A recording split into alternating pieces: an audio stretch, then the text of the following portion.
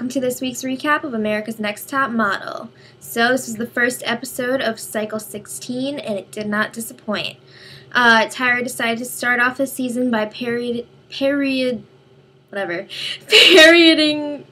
I can't say it, the typical America's Next Top Model casting footage, and she portrayed the three stereotypes of the people who come in for casting. So there was the annoying young loser, like the ghetto girl from the trailer park, and the goth girl who's just like, I don't even want to be here right now. So she was like, yeah, we're not going to have a casting episode, blah, blah, blah. And then what does she do? She has like a 10-minute casting thing. So I guess it was different. This time they did something really mean. They pretended to reject the girls that they wanted on the show so that they would know what rejection felt like. Okay, so then they did a runway test. So there was a runway walk on a real runway. It's really groundbreaking. And then they did the fake out. But my question is, what happened to the girls who they said made it and they didn't really? Like, that really sucks for them. Like, I guess it's not that bad for the people who actually made it, but what about the people who thought they did and they didn't? That's really depressing. So they told them to go and get their bags from this room, and then Tyra came in to say goodbye to them. But then she told them, hey, you're the final 14. So they were actually in their house in downtown LA, and the house is full of pictures of Tyra from when she was 16. That must have been right before she got her big break. So there was a major power struggle right away. And there were only 12 beds, but there's 14 girls, so I don't know how that's supposed to work out. But the first Tyra male of the season said, let's get the ball rolling, shall we? So they went to this house in Malibu, and they were greeted by Mr. J and model designer Erin Wasson.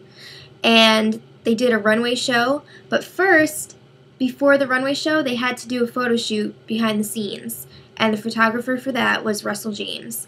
So they wore Alexander Wang clothing, and this fashion show was really weird because they had to walk in this giant ball. It was kind of like a Bubble Boy moment, and they only had a 12-inch wide runway. So, I mean, you know people are going to fall, and they did. So Andre fell. It was really sad trying to watch her get up. She kind of looked like a turtle.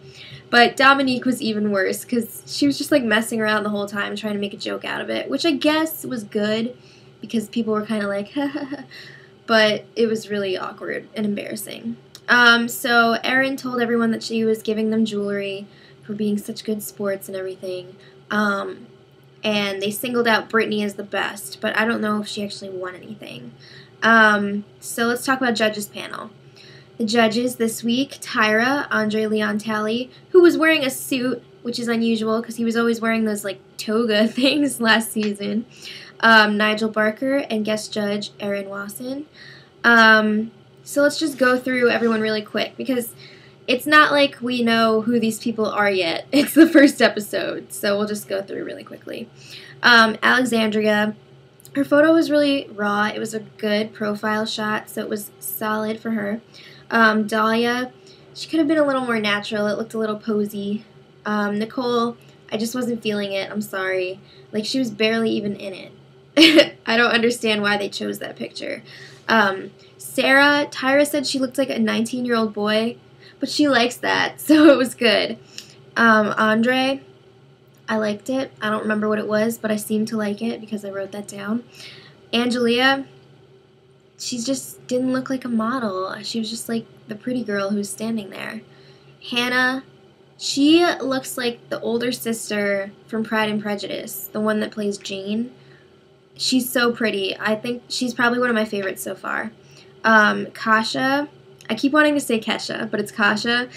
She had like T-Rex arms in her picture, which was kind of funny. Monique, she looks really pretty.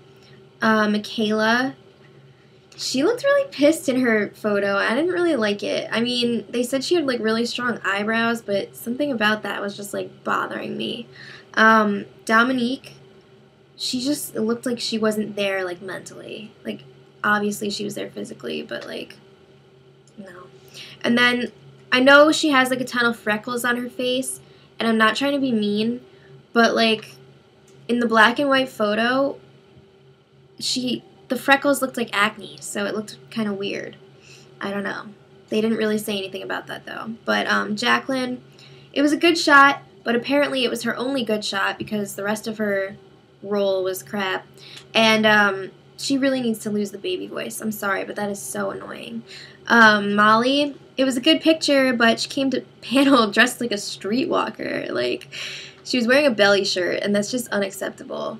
And Brittany, she only had one eye open for her photo, but that's how it was supposed to be because it was like behind the scenes and the makeup artist was like doing eyeliner or something. I don't know.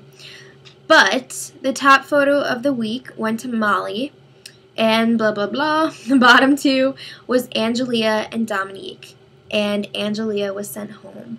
So that sucks for her. But anyway, next week the models will have to do a photo shoot with bees, so that should be interesting. And until then, much love.